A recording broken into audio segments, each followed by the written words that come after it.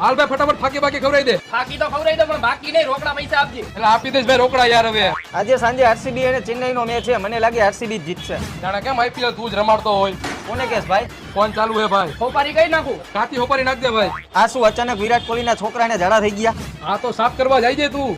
કોને કેસ ભાઈ તું? એટલે ભાઈ મારા ફોન ચાલુ, તમે તમારું કામ કરો ને યાર. બનાવો ખાયો કા. મુખવાસ નાખવો હે ભાઈ. ના ભાઈ મુકવાસ નો નાખતો. આ વખતે લોકસભાની ચૂંટણીમાં મને લાગે ભાજપ જીતશે. આ બધા તને પૂછીને કામ કરે છે ને એટલે. કોને કેસ ભાઈ તું? ના તમે તમારું કામ કરો ને યાર. હવે અહીંયા હું મોબાઈલમાં વાત કરું. ચૂનો કેવોક નાખવો હે ભાઈ. આ ઘાટો ચૂનો નાખ દે ભાઈ.